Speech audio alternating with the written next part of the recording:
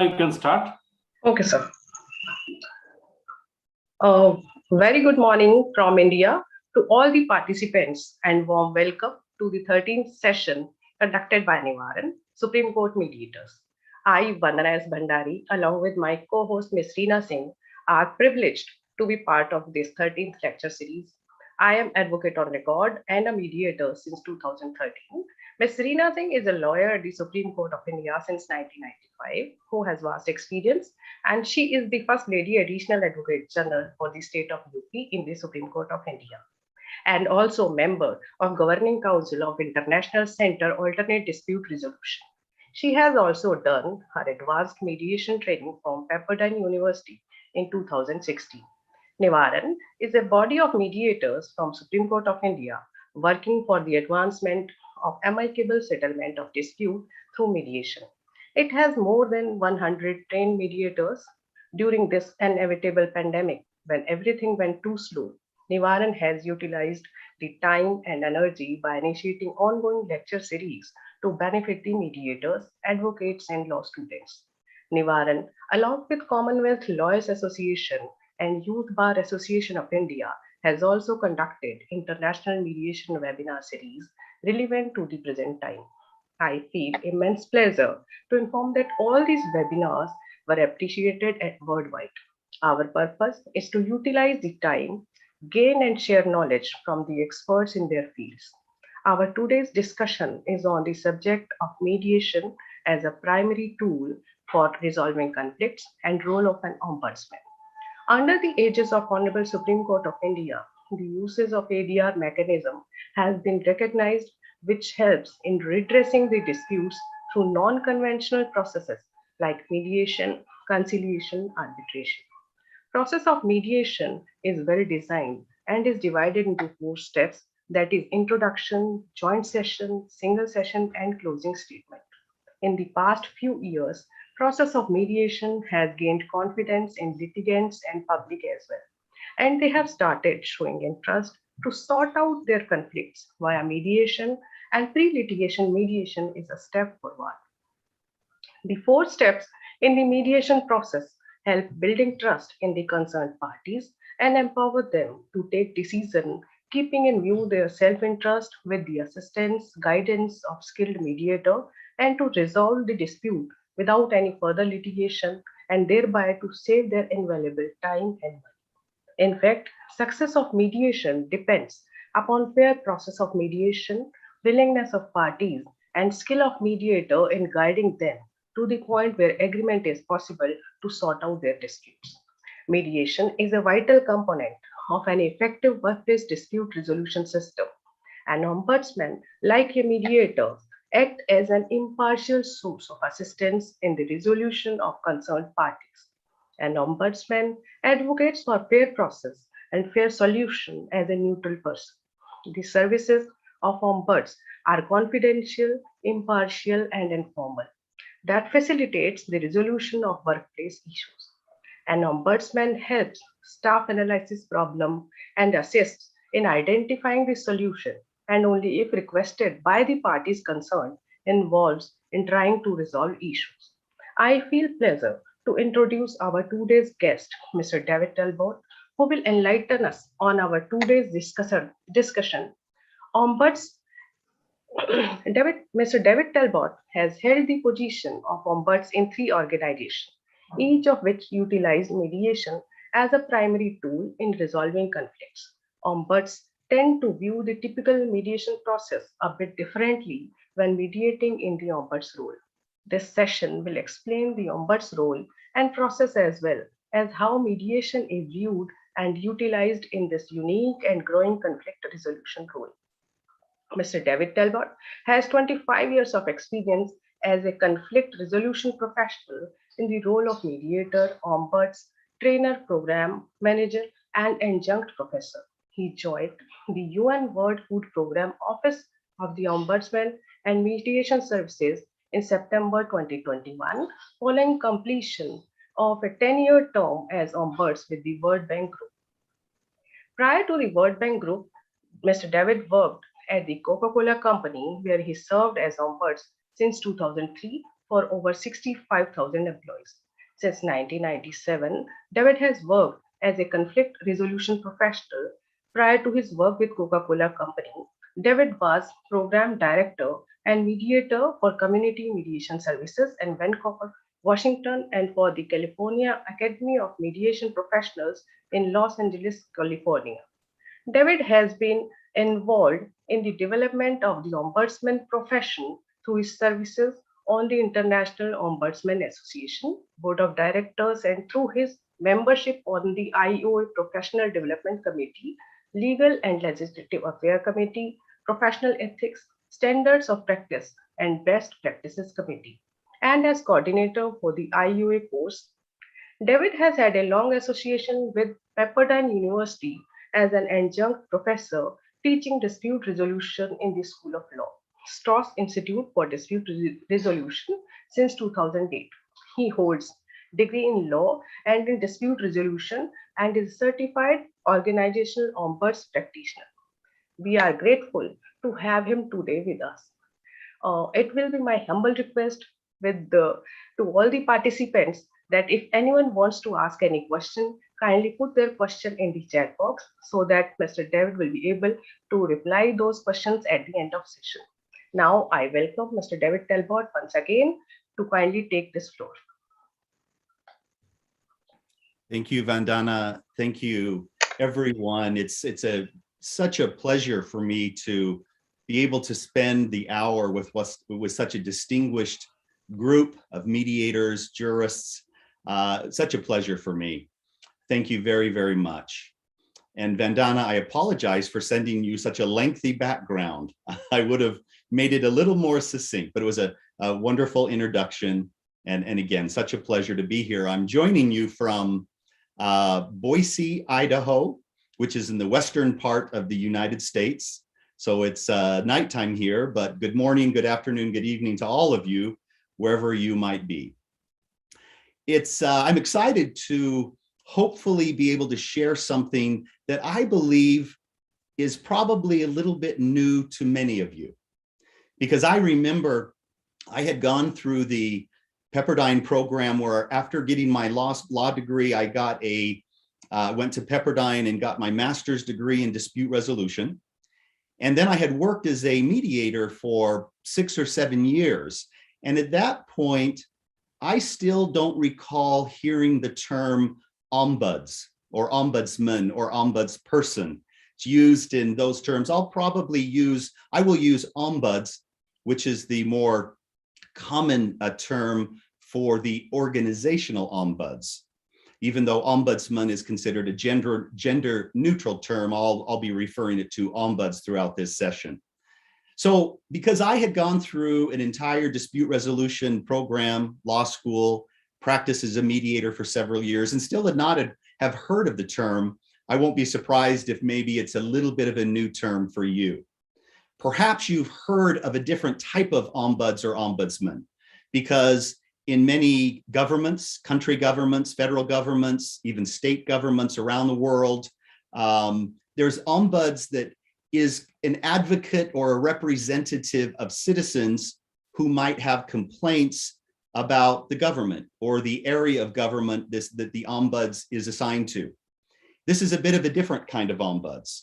And I'm going to actually talk today about what is called an organizational ombuds, because an organizational ombuds is a very unique role.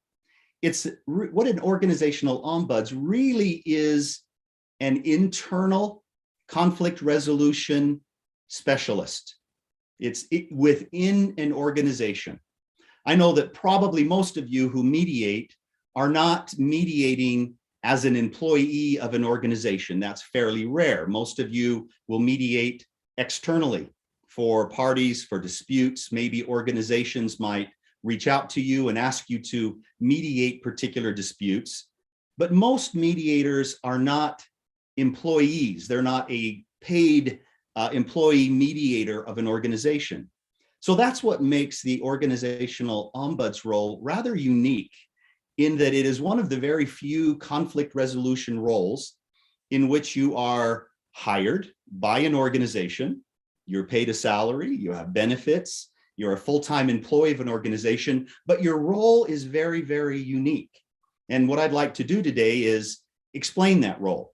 And my goal today, even though I know with the short time I have, it's going to be a fairly high-level overview, but I really hope you can walk away with a bit of an understanding, possibly a new understanding of what this conflict resolution role that is part of organizations can do, and how mediation is a primary tool of the organizational ombuds, and how it's used a little bit differently at times.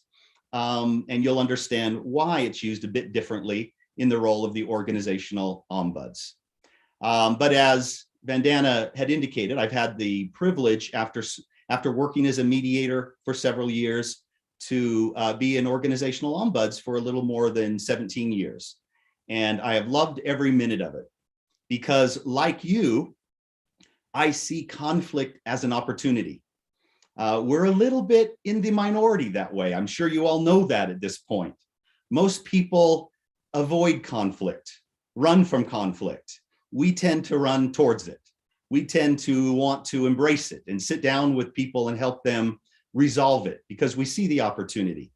And that's where this role as an organizational ombuds can be so beneficial and valuable. We all know that companies, businesses, organizations of all type have all kinds of conflict.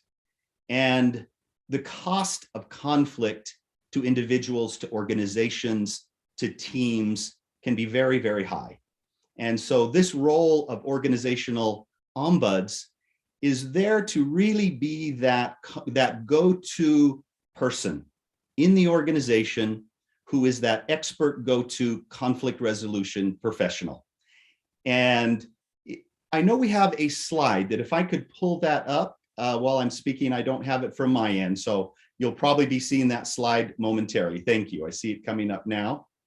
And I'm just going to show you this one slide, which is the overview of the ombuds process.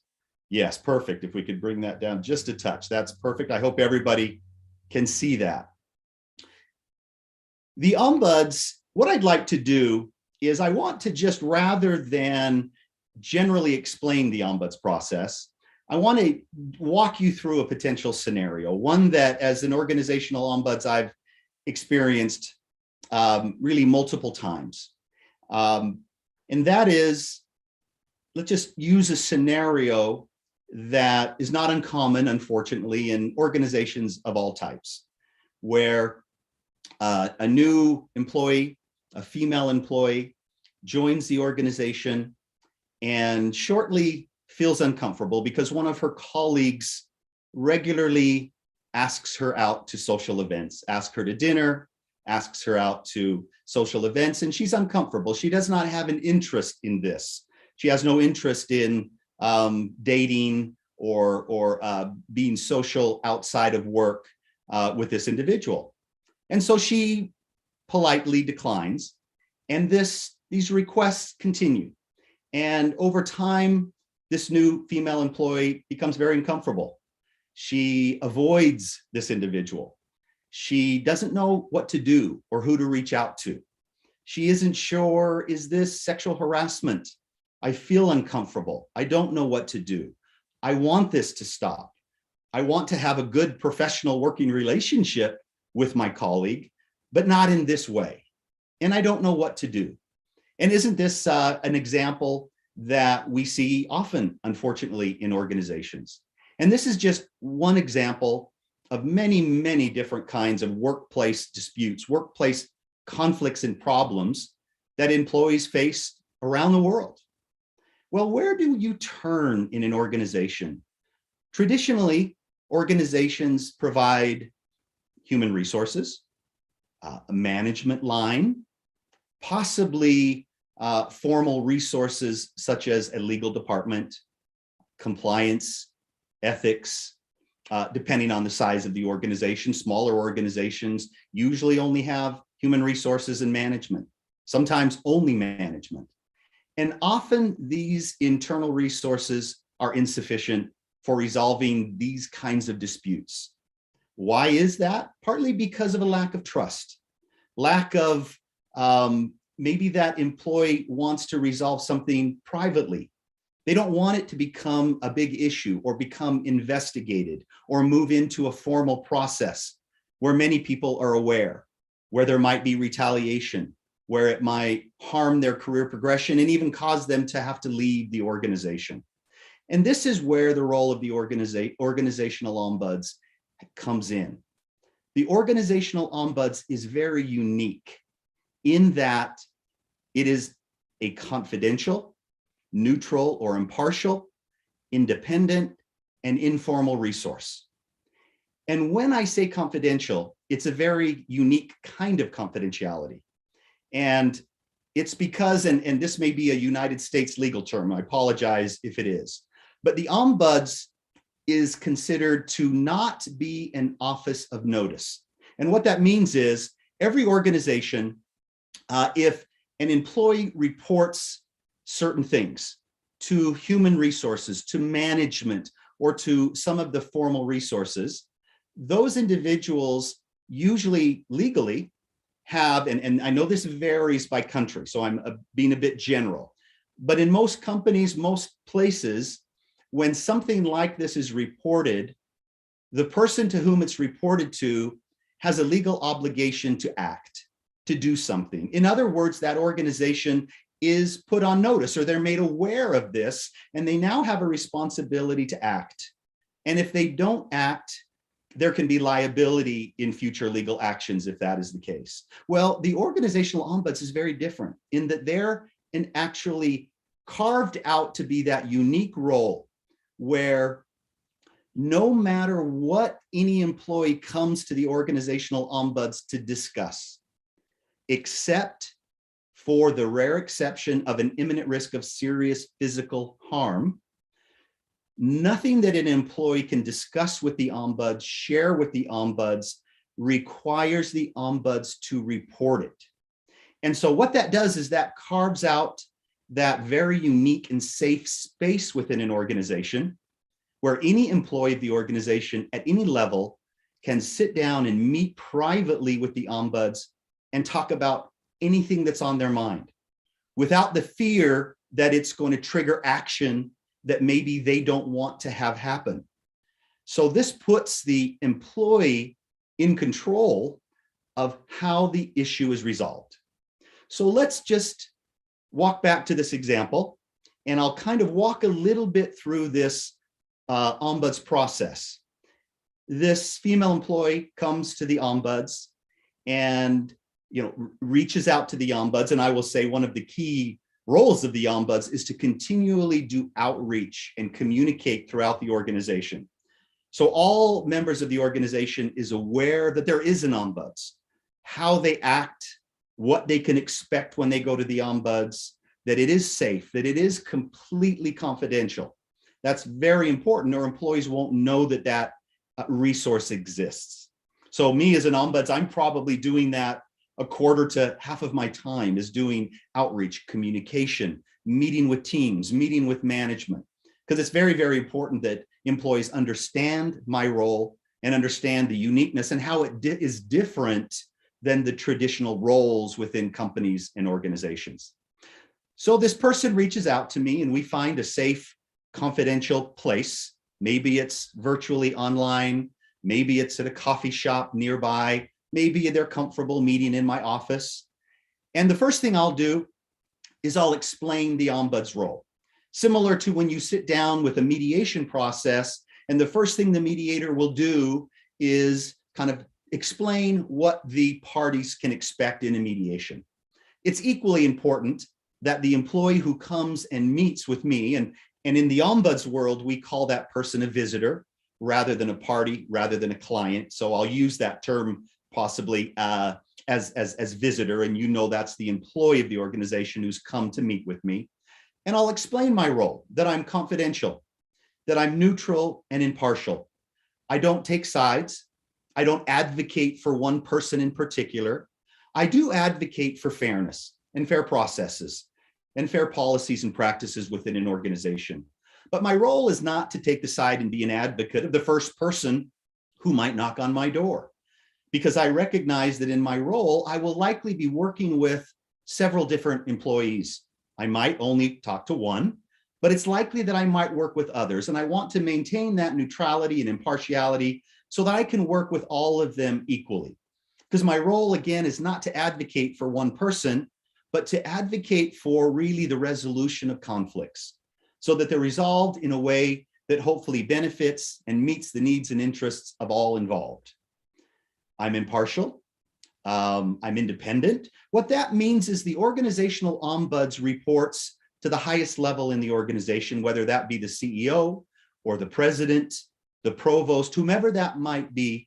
They report to the highest level of the organization so that they're free to act in this unique way, so that employees of the organization don't feel like we're hindered by our reporting structure or where we report.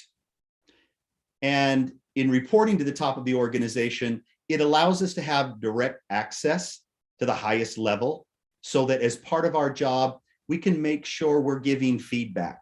We're having communication with all levels of the organization regarding what we see. What perhaps an easy way to look at the organizational ombud's role is to break it down into two parts.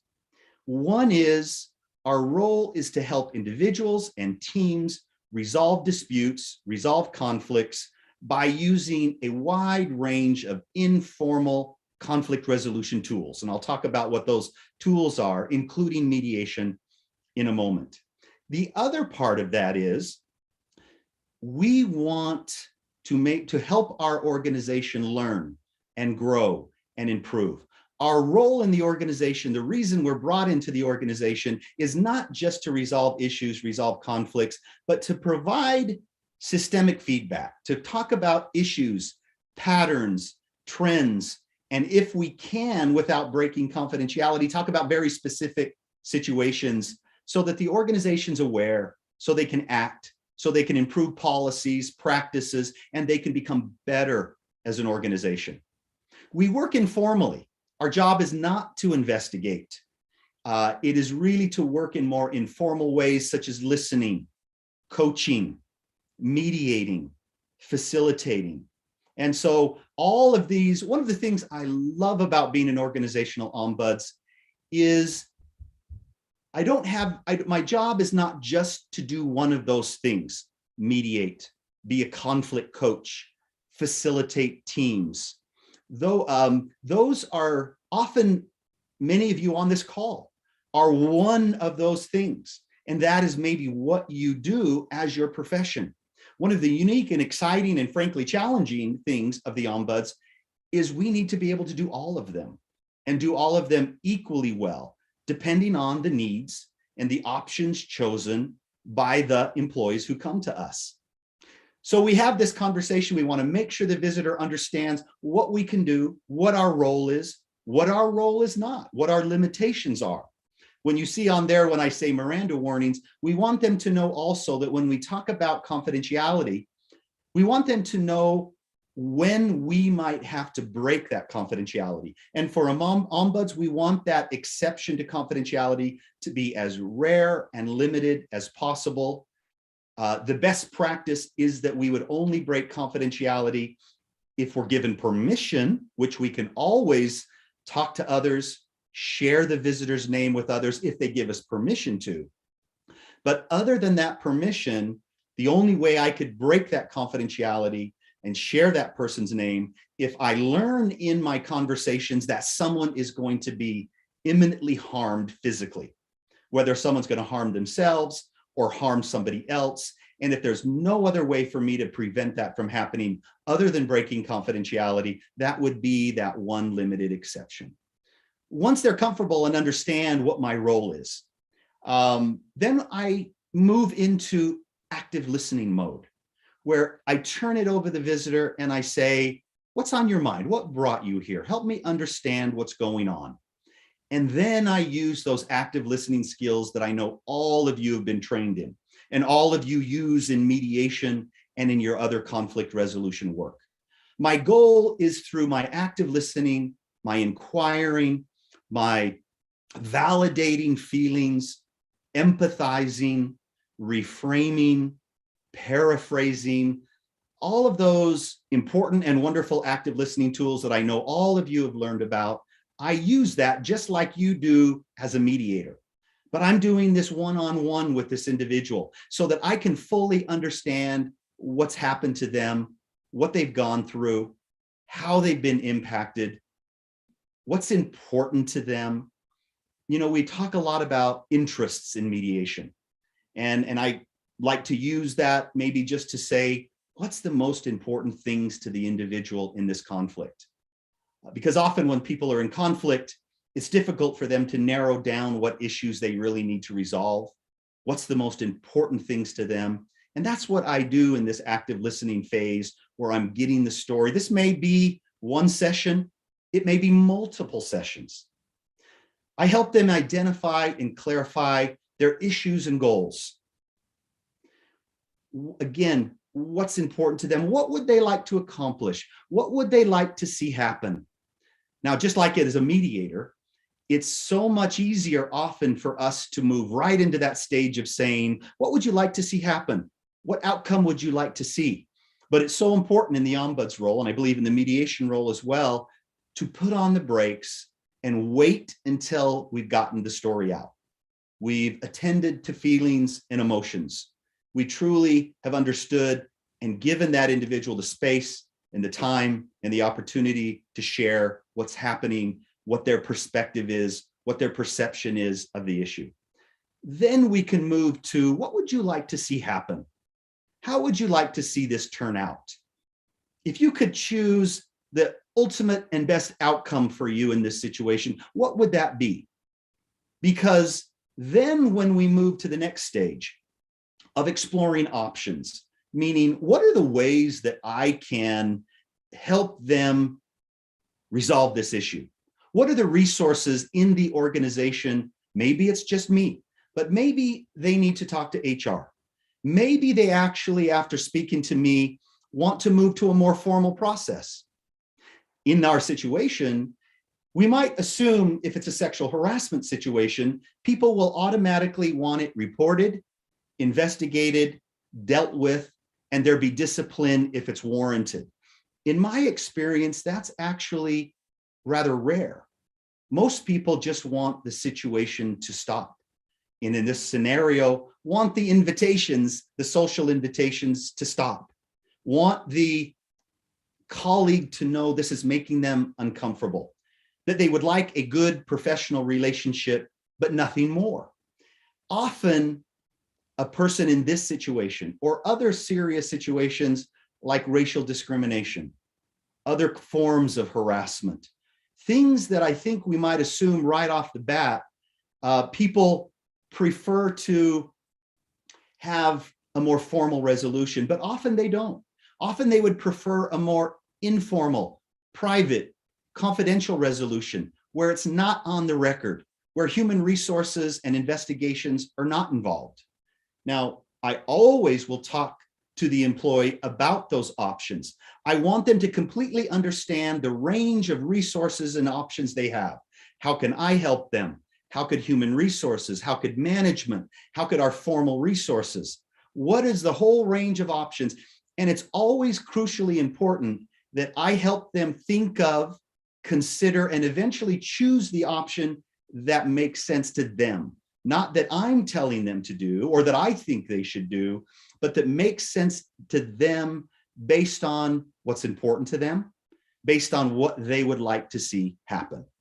And we'll talk through those options. We'll brainstorm the options. We'll weigh the pros and cons. We'll rank and prioritize the options. Again, always tied to what's important and what outcome they'd like to see. Now, there's a lot of things at this point that the ombuds can do. Often, the employee just works with the ombuds throughout the entire conflict. Sometimes they bring in other resources. Sometimes after the conversation with me, they recognize they need to be somewhere else, and I'll help them understand how to safely and effectively reach out to and access that option. But sometimes they want me to be involved by maybe meeting with the other party. They may want me to reach out to that colleague who has been asking them out on dates to social occasions. Maybe they say, and this has happened to me a lot over the years, David, would you have a conversation with that person and help them understand how this has made me feel and what our rules and policies are in the organization? It never ceases to amaze me how many times when I am given permission to reach out to the other side, that they're completely unaware of the impact of their behaviors. Maybe they were just trying to be nice. Maybe they were just trying to be welcoming. They may not have had the slightest idea that their behavior was having such a negative impact. And that's where my conversation with them, which is also private, which is also confidential, which is also off the record, can help that situation. They may ask me to bring them together, invite them to come together where I will help them have a conversation.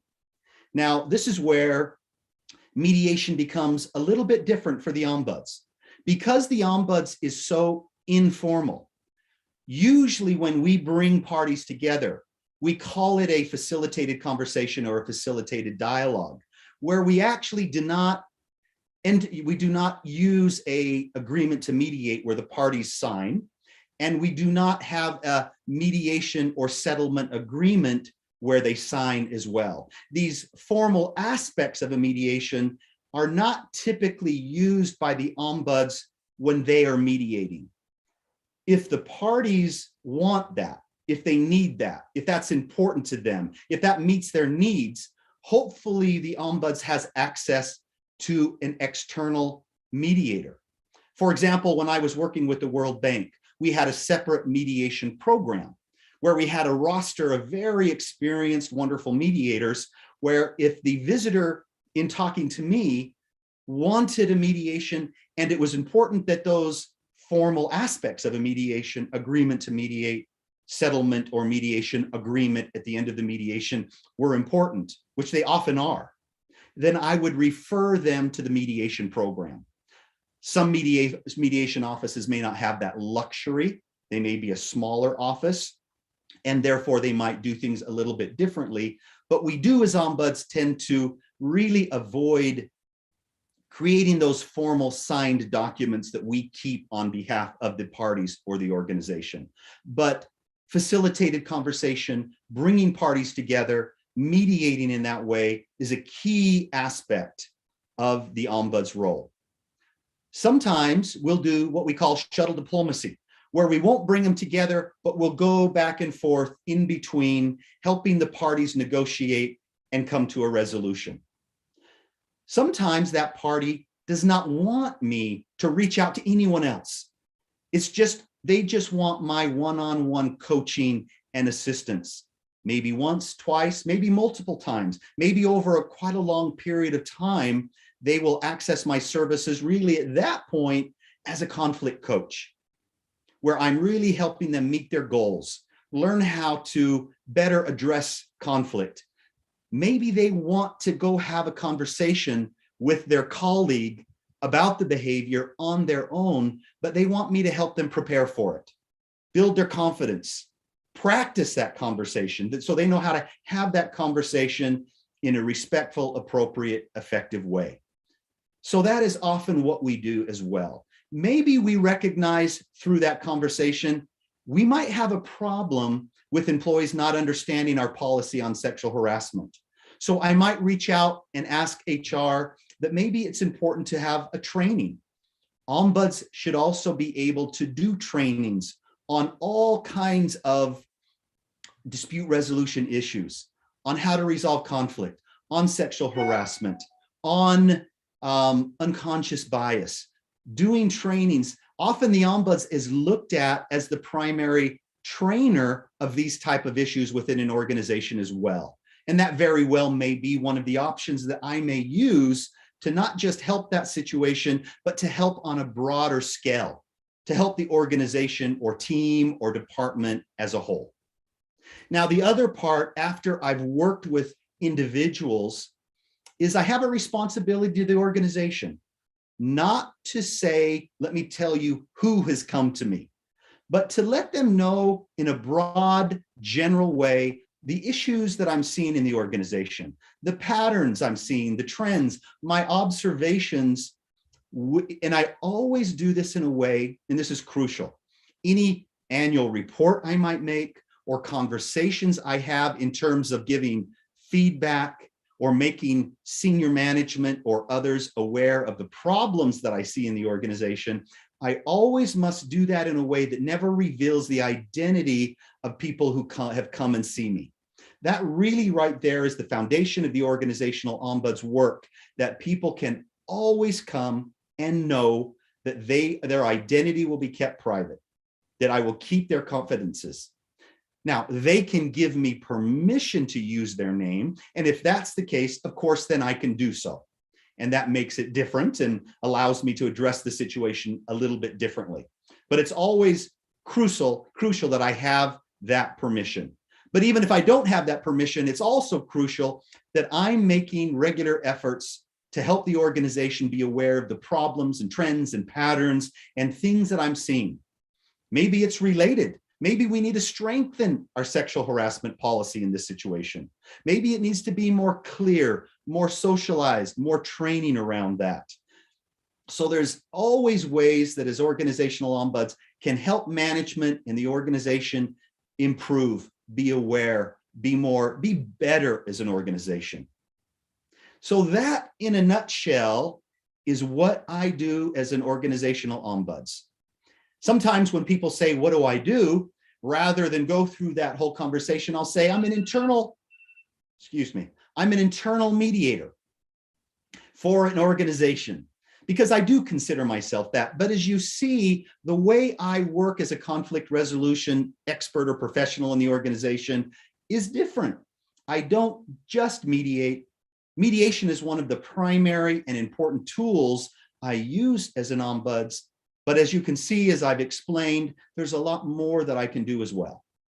Now, this has been a very short, kind of in a nutshell, high overview of what this role is, but I hope that you'll be able to at least understand as the need for alternative dispute resolution grows around the world by the day. This is an important, unique, an interesting role within dispute resolution, within conflict resolution that is growing. It's quite embedded in universities and colleges and larger organizations in North America, and it is growing particularly in larger international organizations around the world. So it's been my pleasure to bring this to your attention if it was something that you weren't aware of, or if you've heard a little bit about it, to maybe reinforce or remind you of it. But I would just say, just like you, I love dispute resolution. I love conflict resolution. I love mediating. And I have felt so privileged in the last 17 years to be able to do this as an organizational ombuds. And maybe this is just giving you a bit of an understanding of a new role within conflict resolution, or maybe something that you might find an interest in. I've had the opportunity over the past 14 to 15 years to teach this in the Pepperdine School of Law, Pepperdine University School of Law, for those who are interested in doing this as a career or getting their master's degree in dispute resolution. So if any of you ever have an interest in how can I learn more about this, or how can I pursue this as a career, please reach out to me individually. Love to have that conversation and be able to provide you with that information and resources. I'll end here. I know there's a bit of a Q&A, and I hope that will give you even a little bit more information. Thank you very much. Oh, it was very nice, Mr. David, to hear you. And after hearing you, it seems that Ombudsman is a vast field where mediation is only a part of it. That's correct. So my question is that, is there any minimum qualification required for becoming a trainer as Ombudsman?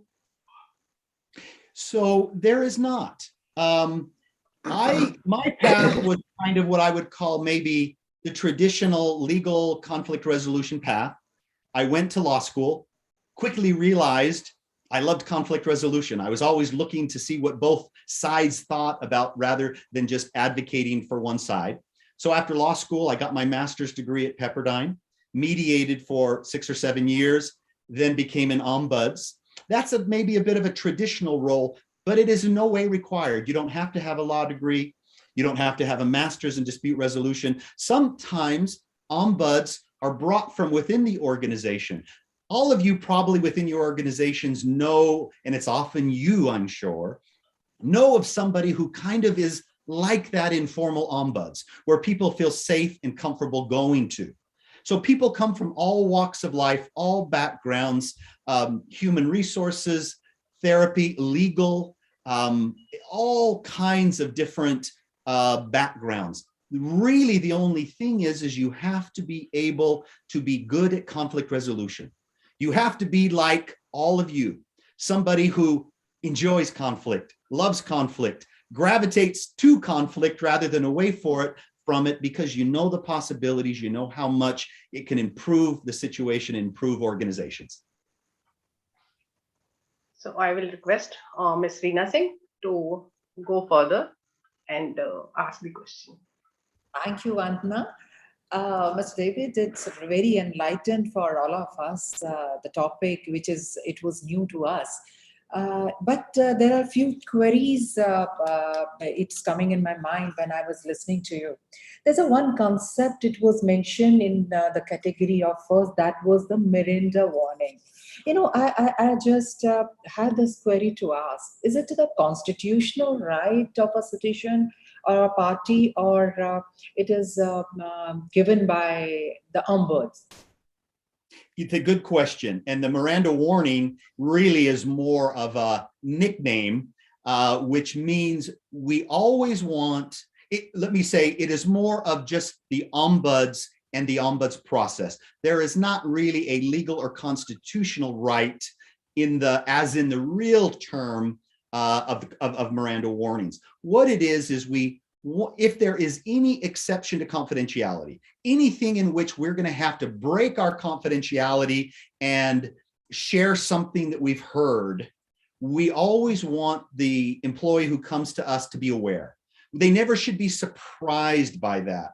So part of the opening statement, part of the information that we always share in our brochures, on our website, when we give presentations, we want them to know what the limits of our confidentiality are. So that's never a surprise. So they can still make that informed decision. Do I still want to go to the ombuds? Again, in the best case scenario, that confidentiality would only be broken if I learned someone was going to physically harm themselves or harm someone else. And this is what's unique about the ombuds. Someone could come to me and say, David, I've embezzled $100,000. And I actually could not report it. I would be very transparent and direct with that person, what the consequences could be, what their responsibilities are, how they could make that right. How can we address this? But I could not report them. And so I just would never, you always want somebody to be absolutely clear what confidentiality truly means when they're talking to an ombuds. And that's what that means. Oh, thank you. In fact, there's one more question is coming in my mind, and I think the audience will also confuse on the subject confidentiality. You know, Mr. David, when we talk about the mediation and the work and role of ombuds, as a mediator, we cannot lose our confidentiality without the permission of the parties. But on behalf of my audience, I would like to ask this question. I mean, as a ombuds, can we break the confidentiality without asking the parties? We cannot. Now, let me say, we can do so. Let me put it this way.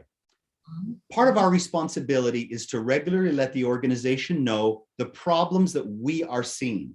So we inevitably are sharing with the organization what we're learning from those who come to us. But we have to do so in a way that whomever I'm speaking to could never say, oh, I know who must have come to you then.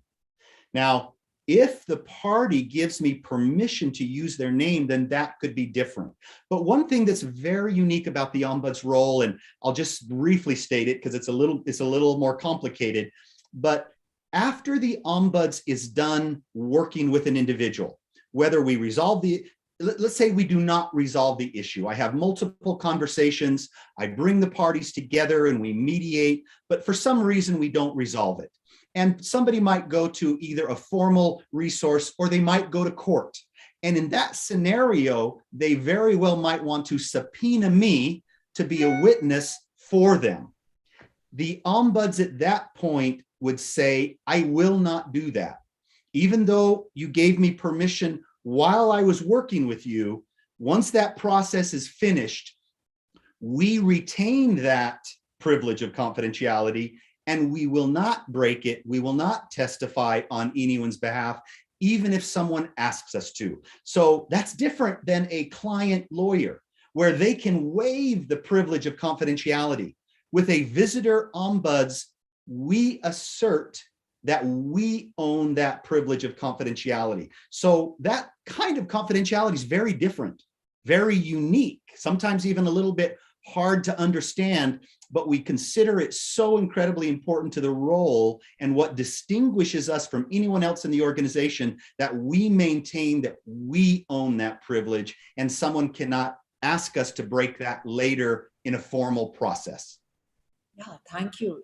In fact, I'm very happy, and the audience is also understanding, confidentiality is the main key role of a mediation, which is really, helping to the people who are coming and the parties.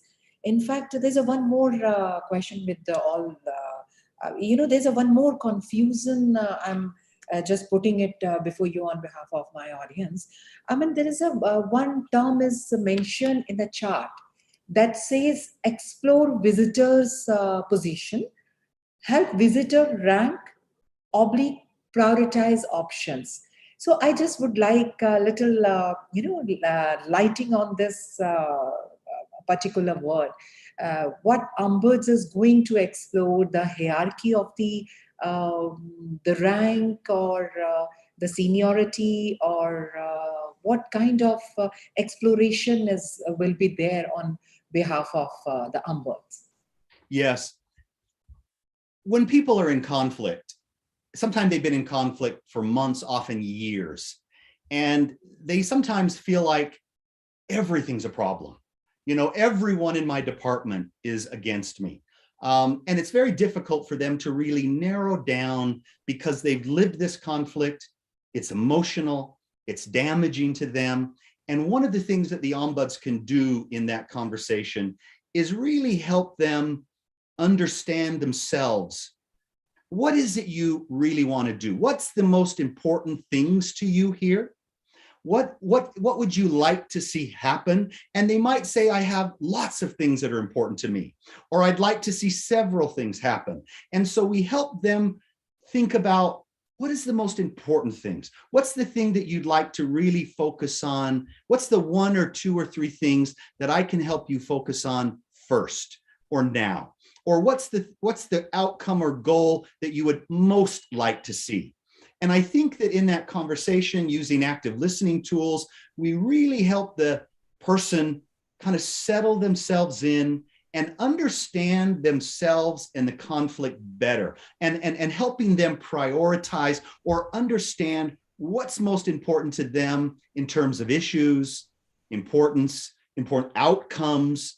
I think we can really help them focus on a way where they can start to really resolve the issue, because otherwise it may seem so big and unwieldy and just almost impossible. Sometimes people will come and say, there's nothing I can do here. The only option I have is to leave the organization.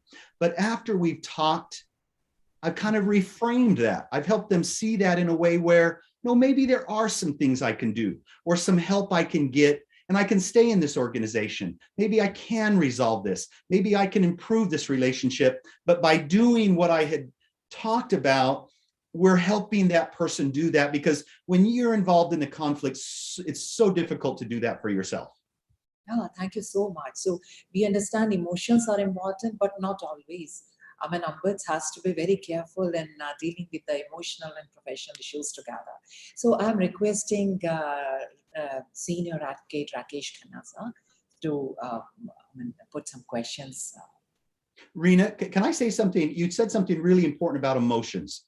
Yeah. And sometimes people in our role, we know how important emotions and feelings are, but sometimes we're afraid of it. I'm not a therapist, I'm not a counselor, but as an ombuds, just as a mediator, we must give space for the parties to share how this situation impacted them. We need to ask it. We need to say, how has this made you feel? How has this impacted you and maybe others and maybe your loved ones? We need to give them the space to talk about that, because if they don't, I don't believe they'll eventually be able to fully resolve their issues. So it is so important that emotions are there and we're okay with it. It's not easy. That's sometimes the hardest part of our work, but we have to embrace that. We're not counselors. We're not therapists, but we have to be able to give them the space and the ability to share their feelings, share emotions, talk about how this situation's impacted them. Thank you so much for clarification. So I understand now. Empathetic approach is really very important when we are sitting in a conflict for resolve. Senior Advocate Rakesh Khanna, sir, please, you just. David, the role of an ombudsman is primarily that of an adjudicator, as I understand. In our part, like we have ombudsman in the banking industry, we have ombudsman in the insurance sector, we have ombudsman in various other sectors in India. And primarily the role of ombudsman is that of an adjudicator, whereas a process of mediation is a non-adjudicatory process. It is voluntary process where the parties come together and the mediator facilitates them in arriving at solution of their dispute. Do you think there is a conflict of interest when you are acting as an ombudsman and if you are also acting as a mediator? Well, so you're absolutely right. Most of you are probably most familiar with what we call a classical ombuds or a legislative ombuds, and there may be different terms, governmental ombuds. And you're right, that role is not necessarily viewed as a conflict resolution professional. It's viewed more as a citizen watchdog, an advocate, an adjudicator. This organizational role is very much more of an alternative dispute resolution professional within an organization that does not have adjudicatory authority, does not have an investigative authority. So that those two different types of ombuds are very, very different. So I do not see there being a conflict of interest given my role as an informal, neutral conflict resolution person within an organization. If my role was to be the other type of ombuds that you described, mediating may or may not be a part of my role. Now, I will say, I know those types of ombuds who are legislative, more classical, more formal type of ombuds who also do their best to resolve issues informally as much as possible, but when needed, they can investigate or adjudicate or make decisions or make those formal recommendations. And sometimes I'm jealous. Sometimes I wish I could do that. But in my role, I'm really limited to the informal aspects, not the more formal aspects that are often a part of that type of ombuds. And that's where confusion can come in, because there's one name, ombuds or ombudsman, but we often have different roles. And that's why I knew it might be a little new for you all to understand this more mediator-like informal role. A corollary to this, as you yourself said, when you were in the World Bank, you had a panel of mediators where you could have referred parties to for their resolution of dispute through mediation. Do you think an ombudsman wearing two hats or three hats, means as an adjudicator as well as a mediator, is a better proposition, or an ombudsman getting assistance from a mediator separately is a better proposition? Great question. This might seem a little confusing, so I hope it's not. The ombuds can always bring people together and help them have a conversation. However, there's great value in the traditional formal types of mediations that you do, where there's a signed agreement to mediate, which protects that confidentiality by legally binding documents, or that when they reach an agreement, you write it into a document that they can then sign and take away with them. There's great value in that. I don't do that as an ombuds. I will bring them together and help them communicate, but more often than not, when people want to come together and have somebody help them talk, I will refer them to that mediation service, who will then use the panel of mediators. For example, there's a wonderful mediator located in Chennai. Her name is Aparna, who is a mediator for the World Bank, who I've referred in those situations for her to mediate disputes many, many times, or her colleagues to mediate disputes many times. Now, we had the luxury of having that separate mediation service. Some ombuds don't. So then they have to navigate, how do they mediate when they're just doing it themselves and they don't have access to an external mediator? And that can become complicated and difficult. Best practice is for an ombuds always to have access to individuals like you, where we can then refer the parties to you and you will move ahead and mediate with them. That's the best case scenario, but some don't have that luxury. Thank you. Thank you. Vandana can take over.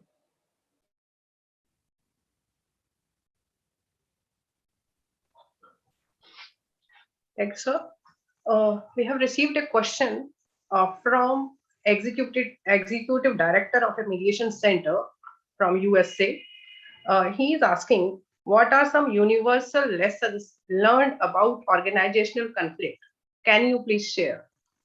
And can we start using the term ombudsman in new ways, such as community ombuds, as part of mediation center trying to serve the community? You know, the ombuds profession is quite varied. So it is an area that's growing. And a lot of people use the term ombuds in many different ways and different capacities. And so I think there's a lot of opportunity to use the ombuds in different ways, but we also have to be a little bit careful that we don't use it in so many different ways, that the ombuds doesn't have so many different ways to work that it becomes confusing. I think it's already a bit confusing when you look at a classical legislative ombuds, an organizational ombuds, and then there's also what's called an advocate ombuds that may advocate on behalf of at-risk populations. And all three of those ombuds already work a little differently, but I do believe in communities.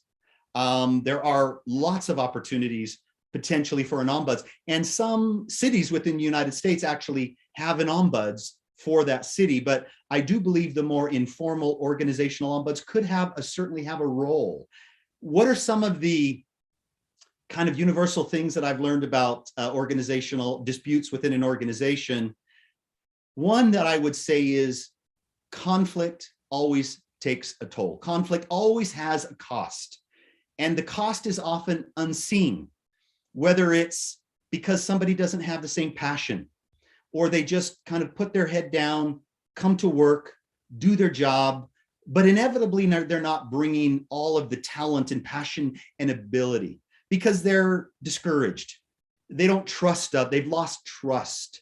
They don't have the ability to really be who they were when they first joined that organization.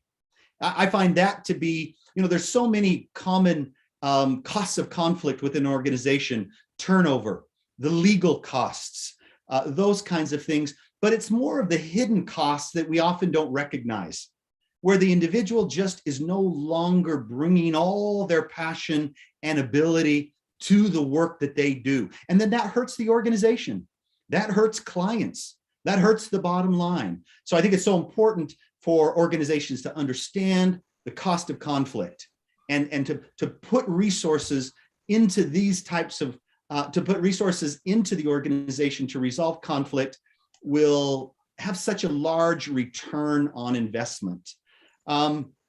Other aspects, I think, of conflict, and I won't go down a whole list, but they're inevitable.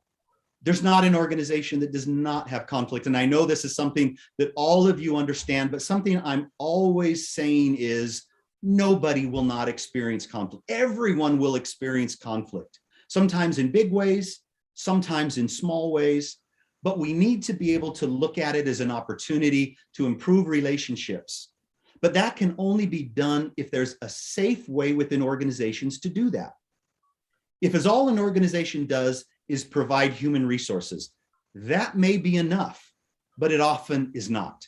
That's why adding an ombuds, adding more of that informal resource, that different resource where people can come and talk about anything, is such an important way of really just expanding that opportunity for employees to be able to reach out and address their issue. Because that's so important. So many times organizations find themselves at risk or liable because they don't know what's going on. It's not only just as important for employees to be able to resolve issues, it's just as important for the organization to provide real meaningful ways for employees to resolve issues.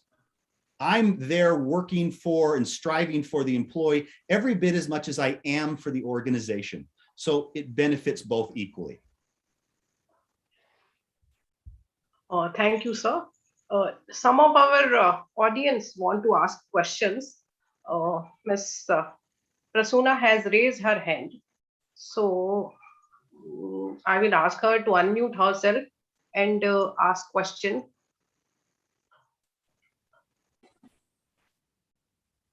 Ma'am, good morning. Hello.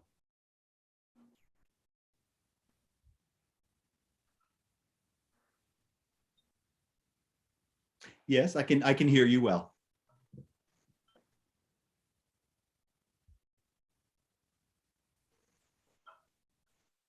You can ask your question, Prasoona madam.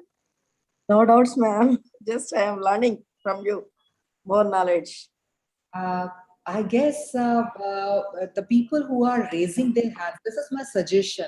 They can put their questions in the text box and we will take up, because sometimes it happens they raise hand but they don't have question because it is already satisfied by our questions and the answers addressed by Mr. David. So I request to all of you who are raising their hands, please text your questions in the text box so that we can take up accordingly. Thank you. And there's one question is there to ask from Mr. David. It is from one of the attendee and the viewers is really concerned about the insurance department. So I would like to put his question on the board. He really wants to know how effective the Ombudsman in deciding the disputes regarding claim of health insurance coverage in any of the country without any time frame is very painful for the common man whose claim is not decided in time. And secondly, he is also in fact asking, is there any time frame for the American Ombudsman to decide any dispute between the claimant and insurance company? What is the solution if Ombudsman is incompetent to decide the conflict in a time frame? You know, really good question. Often an issue will come like that is very technical and, you know, very specific. Insurance, health insurance, disability, those issues are issues that come very regularly. They cause a lot of concern and they can lead to conflict in many, many different ways. Disability issues, sick leave, health insurance coverage, all of those things. A good ombuds will know when to direct the visitor to the right place, to those who know. Now, what I may often do is, let's say in this situation, I will let that person know, here is the part of the organization who can resolve your issue. Here's what happens if you go to them. Now, I should have a very, very broad And the more I work in that organization, deep knowledge of issues and policies across the board, including insurance, including disability, that kind of thing. But I'll never be an expert. So I can either direct them, the visitor, to policies. I can let them know who to go to, who is the expert, but maybe they don't feel safe doing that. Maybe even when I say, here's the person who could help you, who knows the most about that, who can make that decision for you, they may not feel safe. That may be the reason they came to me in the first place. So often I may be going to the insurance department or human resources or help with whoever it might be and say, I have a question for you. I wouldn't use the name, but I would say, help me understand this policy. Help me understand the rights of employees in this situation. So then I can go back and I'm that in between. I'm that conduit to help that visitor have information.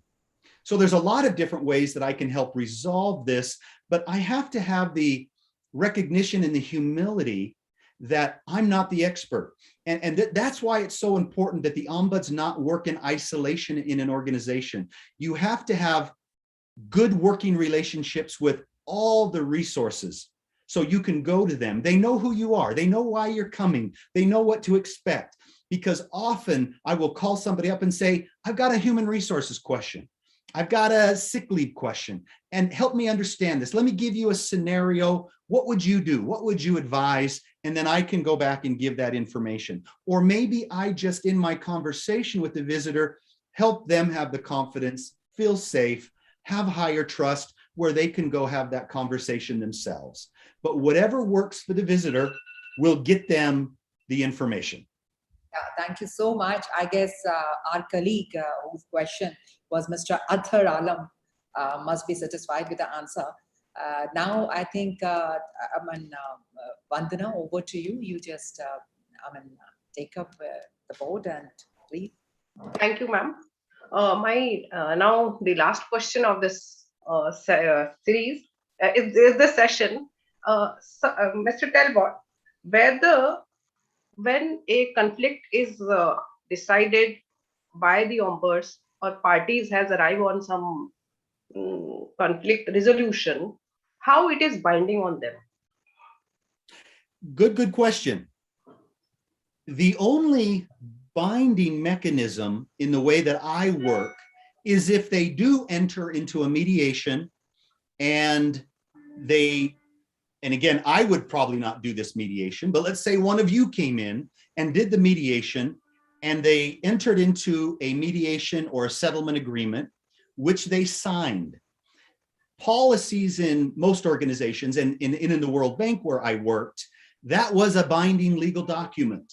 And if somebody did not comply with it, they could certainly go back to mediation, but they could also go to the formal processes in the World Bank. That was the World Bank Tribunal, to have that agreement enforced. So that is binding. The mediation agreement is binding. But other ways, it's more of an informal resolution that is not binding. And so what can sometimes happen is I will resolve a conflict, help somebody resolve a conflict, and maybe it comes back up again, or the behavior is repeated.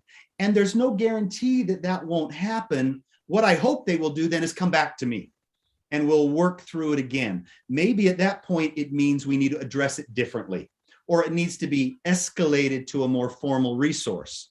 But really, when you think of the ombuds work, the only binding resolution would be through mediation. Now, let me say, if through my work with a visitor, they choose to go to a formal resource, human resources or ethics or legal or compliance, then that might result in something that the resolution is binding.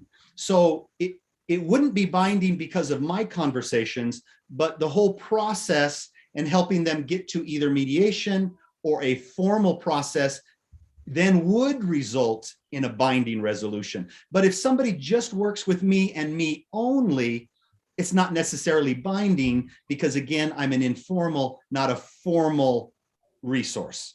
But if somebody wants a resolution that's binding and that's what's important to them, I'll help them get to that place and go to that process where they can get something that is binding. So again, I would just say that's one of the unique things is there's not just one size fits all.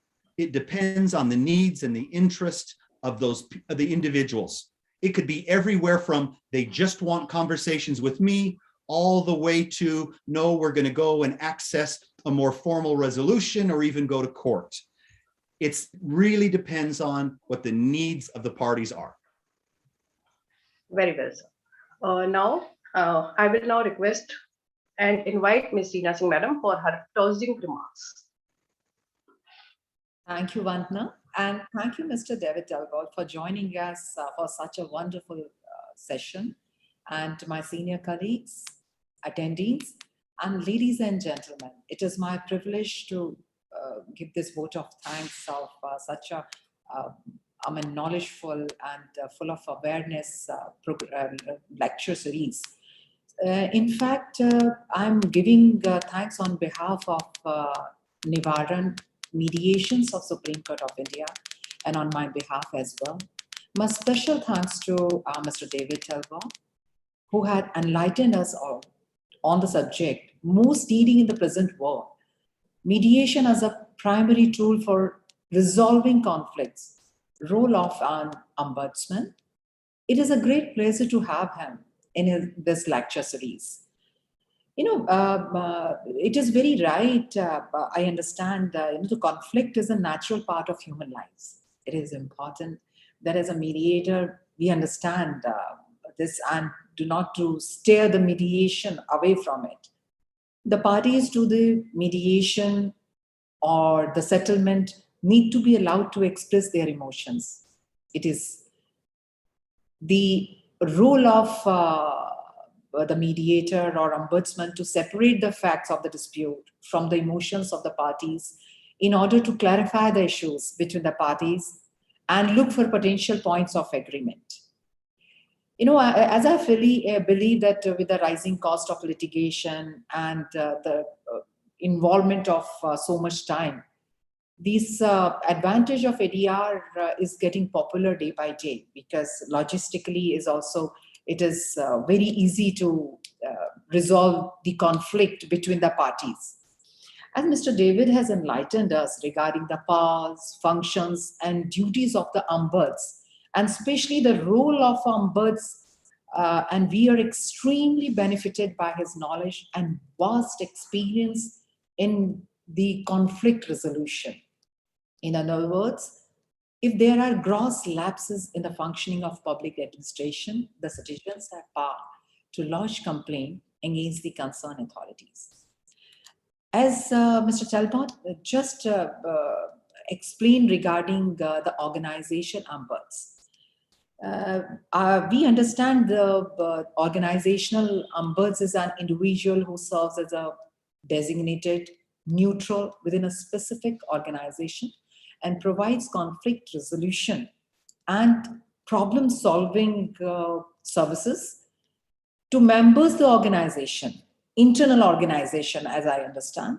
The ombuds are the vital part of organization, maintaining the neutrality, confidentiality, and resolve the complaints. Yes, the confidentiality is an integral part of any conflict resolution. So in ombuds also maintain that confidentiality, as we understand after this discussion, impartially, informally, and quickly to allow people and avoid more formal processes, including litigation. So now we feel after this discussion that more ombuds is required in the organization to handle the situation.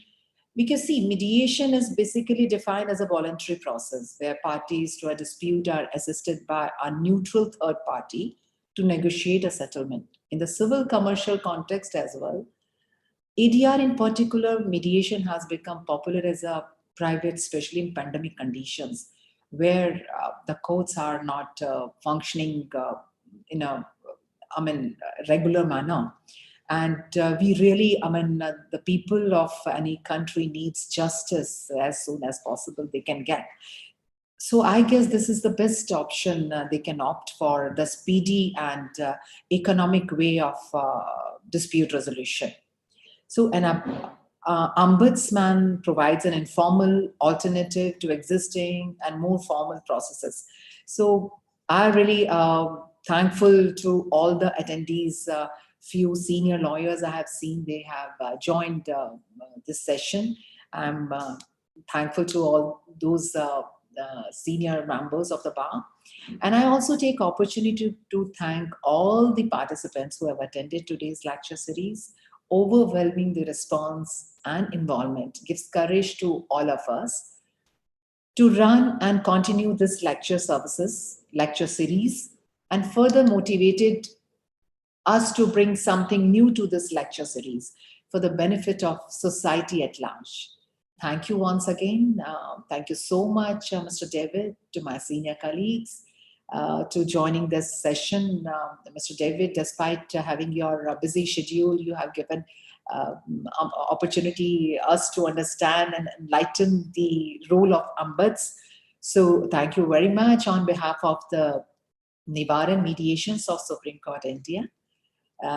Last but not the least, I thank to Mr. Rahul, who's a great support, and his entire technical team for his support. It was indeed a seamless effort on his part, and I'm wishing a good future for him, and wishing all of you to healthy and happy life ahead. Thank you very much. Thank you for having me. It was a pleasure. Thank you.